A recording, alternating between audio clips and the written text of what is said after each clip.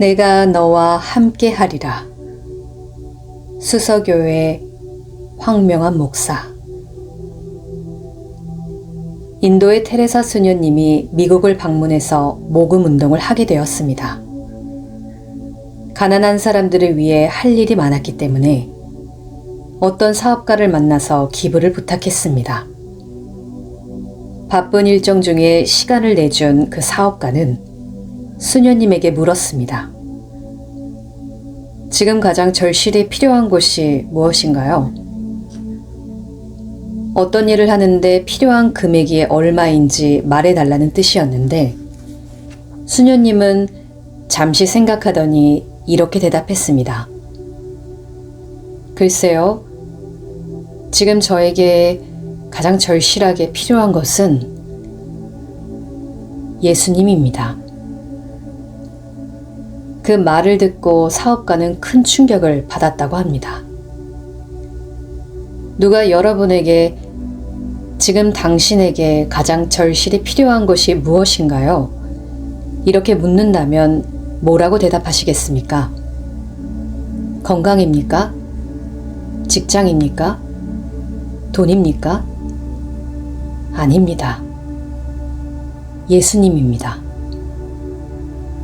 예수님을 가장 필요로 하는, 예수님을 가장 갈망하는 여러분이 되시기를 바랍니다. 사이가 좋다라는 말이 있습니다. 거리감이 없이 친밀하다는 의미라고 생각하는데 원래는 그런 뜻이 아닙니다. 사이는 간격을 말합니다. 사이가 좋다는 것은 간격이 적당히 있어야 좋다는 뜻입니다. 부부 사이가 좋다. 그렇다면 부부는 아무 거리도 없이 24시간 꼭 붙어 있어야 하는가? 아닙니다. 부부 사이에도 적당한 거리가 필요하고 그 거리를 잘 지켜야만 사이가 좋은 부부가 될 수 있습니다. 함께 하면서도 독립적이 되려면 두 사람 사이에 거리가 필요합니다. 사이가 나빠졌다는 것은 적당한 거리를 유지하지 못했다는 것입니다. 너무 멀어졌거나 너무 가까워진 것은 사이가 나빠진 것입니다. 우리 교회 5층에 올라가서 앞에 있는 산을 보면 참 보기 좋습니다. 왜 보기가 좋은가? 적당한 거리 때문입니다. 앞에 보이는 산의 높이와 수서교회와의 거리가 알맞기 때문입니다. 아마 산이 훨씬 더 높다면 갑갑하게 보일 것이고 산 높이가 더 낮거나 거리가 더 멀리 떨어져 있으면 시시하게 보일 것입니다.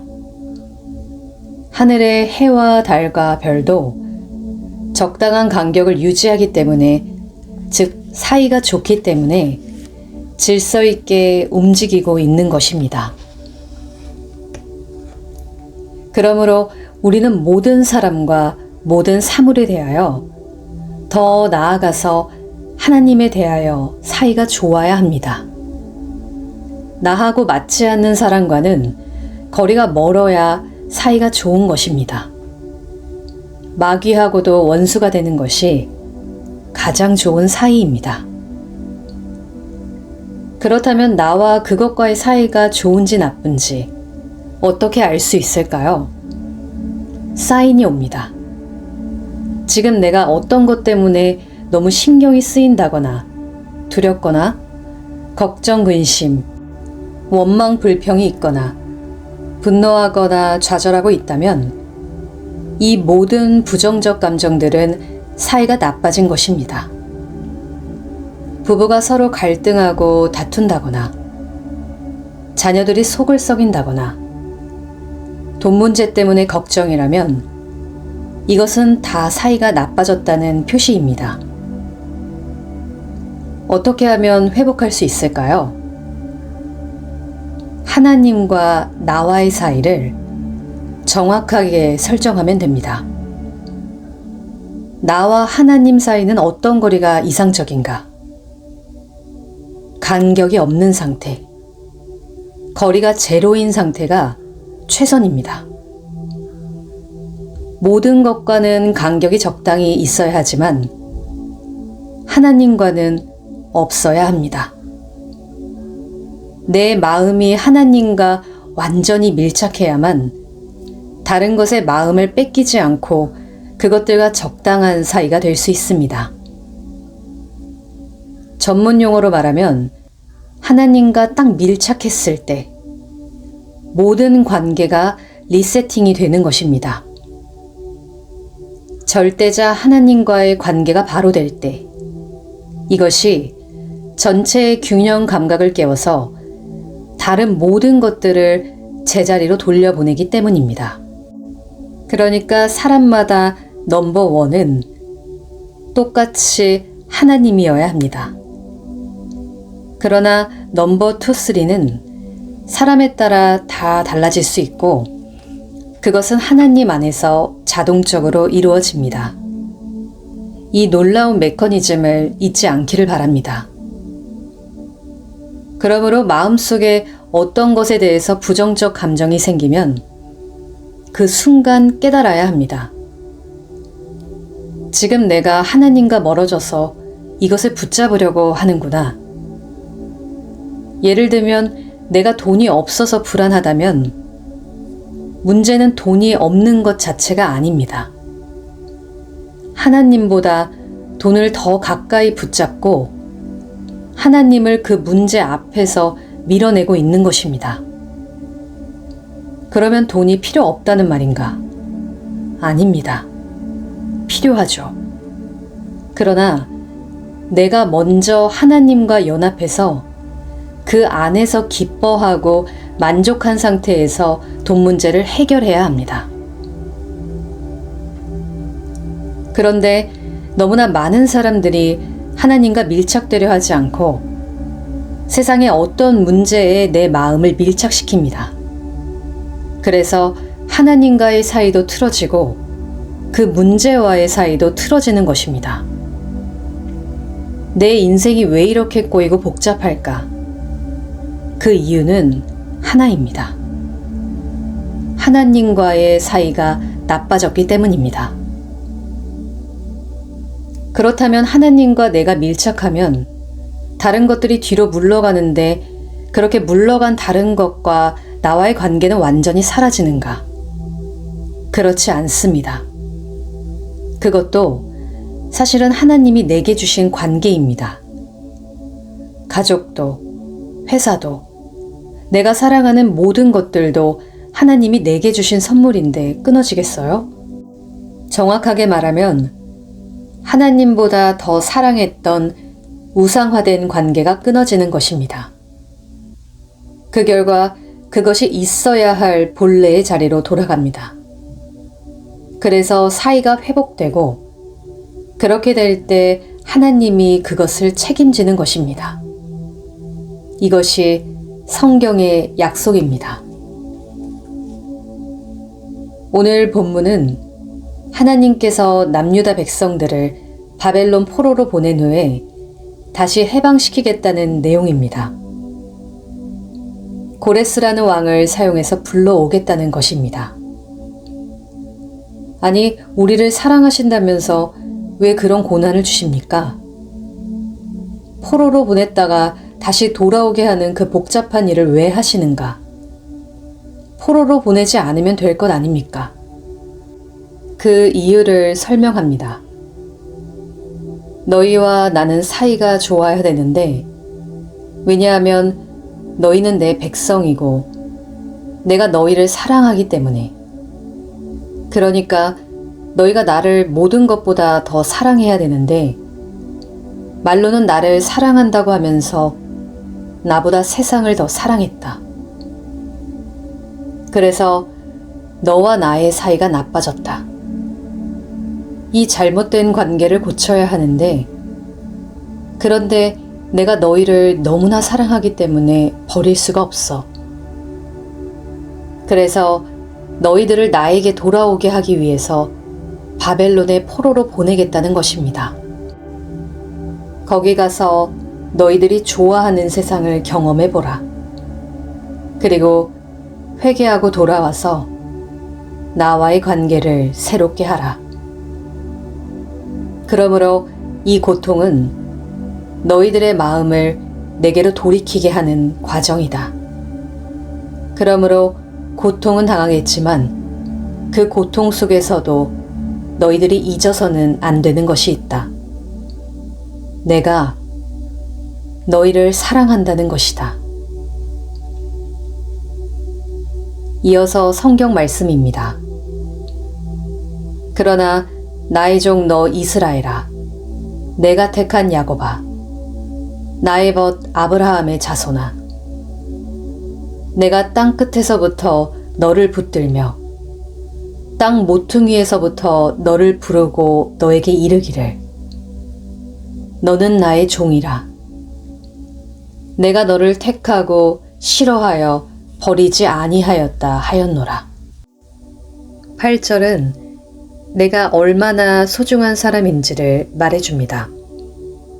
9절은 그렇기 때문에 세상 어디에 가 있든지 내가 너희를 불러드리겠다는 말입니다. 무슨 소린가? 너가 누구인지, 얼마나 하나님이 너를 사랑하는지 알라는 것입니다. 너희들이 나를 선택한 것이 아니라 내가 너희를 선택했다. 그러므로 나는 너희를 싫어하지 않는다. 지금도 사랑한다는 것입니다. 인간적으로 볼 때 너희들이 해방될 가능성은 아예 없다. 그러나 내가 너희들을 불러올 것이다. 고레스라는 왕을 통하여 내가 그 왕을 세울 것이다. 그가 포로 귀환을 허락하는 칙령을 발표할 것인데 누가 그 일을 하게 만드는가? 이어서 성경 말씀입니다. 이 일을 누가 행하였느냐? 누가 이루었느냐? 누가 처음부터 만대를 불러내었느냐? 나 여호와라. 처음에도 나요. 나중 있을 자에게도 내가 곧 그니라. 이사야 41장 4절.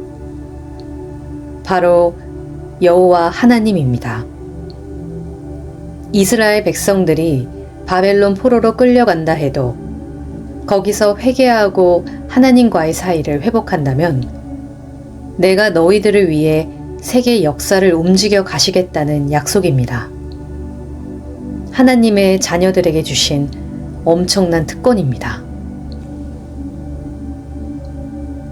개인적으로 적용해 봅시다. 왜 나에게 이런 고통이 있는가? 내가 주님을 더 사랑해야 하는데 세상을 더 사랑하기 때문입니다. 그래서 하나님과 나 사이가 멀어졌기 때문입니다. 그래서 수많은 문제들이 나를 지배하고 흔들고 괴롭히는 것입니다. 그러나 내 마음이 주님께로 돌아오면, 그래서 주님과 나와의 거리가 없어지고 사이가 좋아지게 되면 지금까지 고통을 주던 원수는 사라지겠다는 것입니다. 성경 말씀입니다. 보라, 너에게 노하던 자들이 수치와 욕을 당할 것이요, 너와 다투는 자들이 아무것도 아닌 것 같이 될 것이며 멸망할 것이라. 이사야 41장 11절. 그러니까 너희들이 나보다 세상을 더 사랑한다는 것이 얼마나 잘못된 것이냐. 세상을 다스리는 것이 나인데 어떻게 나보다 세상을 더 사랑하고 그쪽으로 달려갈 수 있느냐. 그러니까 우리에게 필요한 것은 나에게 좋은 환경, 내가 원하는 세상의 가치, 그것을 향하여 달려갈 이유가 없다는 것입니다. 하나님과 나와의 관계를 바로 세우는 것이 가장 중요합니다. 그렇게 되면 하나님이 나를 위해 온 세상을 동원하겠다는 것입니다. 오늘 설교 제목 내가 너와 함께 하리라는 우리를 향한 하나님의 사랑 고백입니다. 사랑에는 오해가 많습니다. 내가 너를 사랑한다. 이렇게 입으로 고백하면 끝인가요? 아닙니다. 사랑해서 어쩌겠다는 겁니까? 그 사랑의 결과가 뭡니까? 하나님은 공허하게 사랑을 고백하지 않습니다. 너희가 마음을 내게 주지 않고 나보다 세상을 더 사랑하지만 나는 너희를 버리지 않고 너희와 함께 하겠다는 것. 이것이 최고의 사랑입니다. 왜냐하면 하나님과 우리는 비슷한 수준이 아니거든요. 아주 차원이 다릅니다. 높은 분이 내가 너와 함께 하겠다는 말은 아주 강한 사랑의 고백입니다. 왜냐하면 자기를 비워야 하거든요. 서양에서는 너를 사랑한다.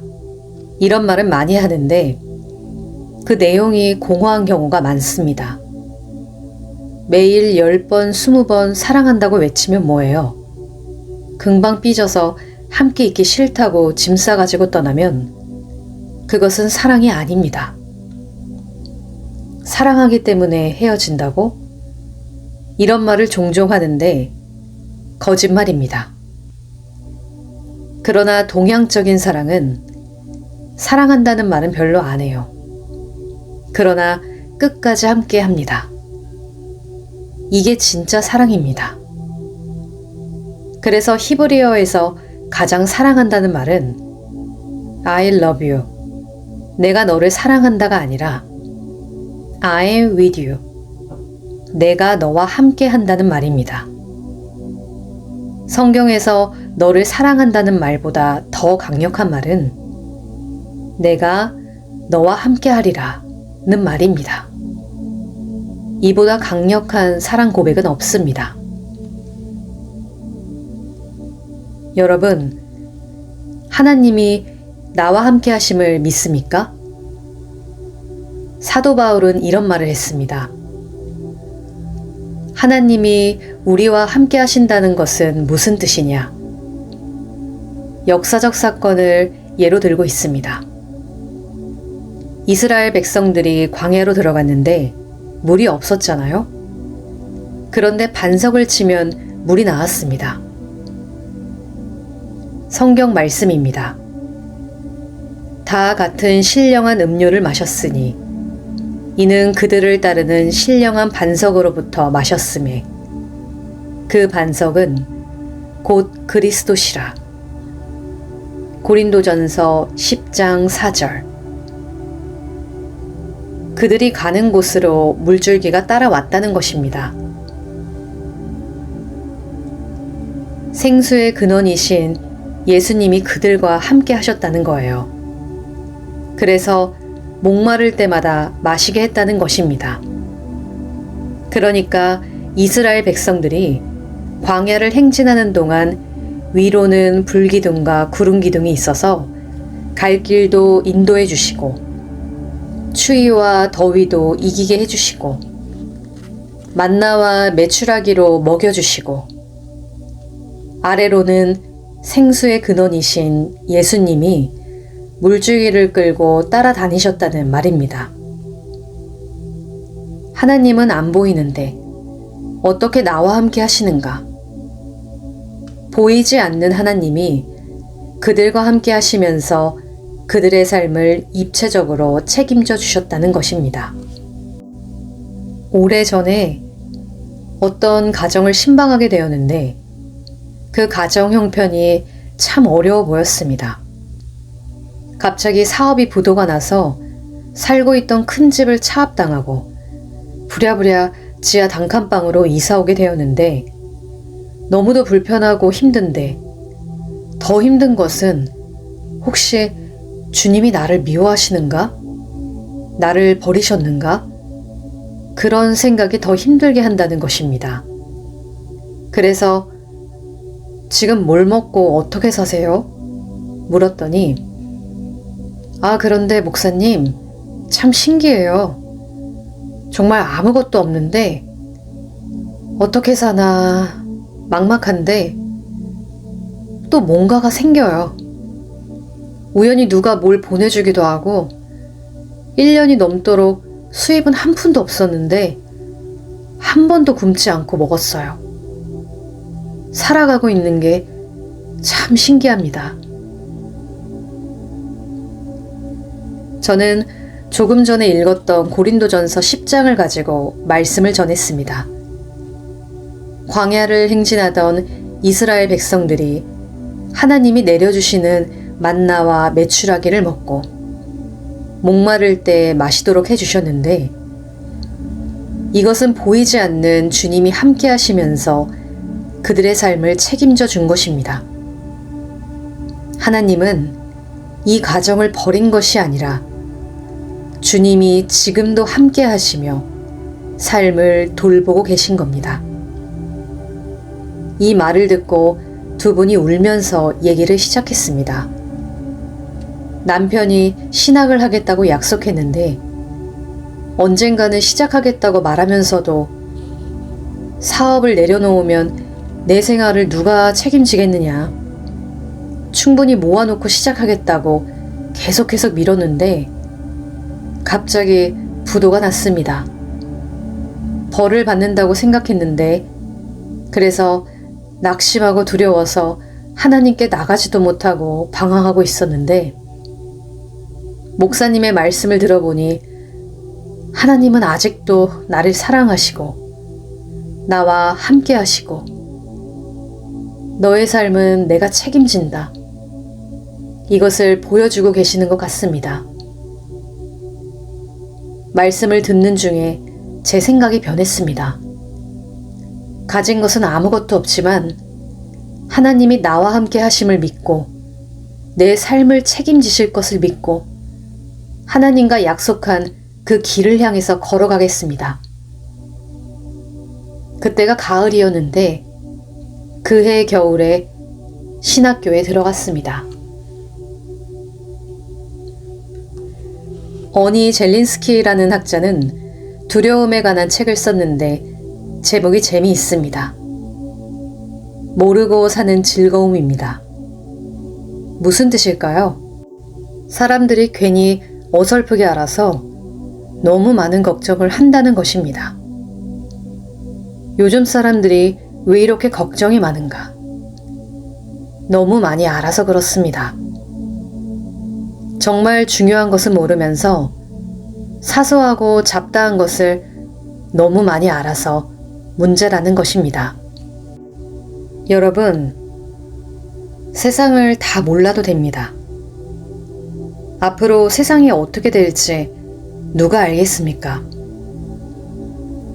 하나님이 세상을 다스리신다는 것, 그리고 나를 사랑하고 나와 함께 하시고 나를 위하여 세상의 역사를 사용하신다는 것, 그리고 나를 끝까지 책임지신다는 것을 확실히 알면 됩니다.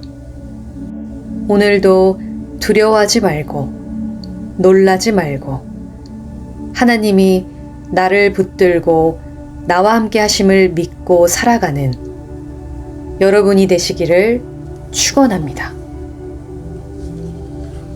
기도하겠습니다. 하나님 아버지, 한 해를 어떻게 살까 걱정하는 분들이 많습니다.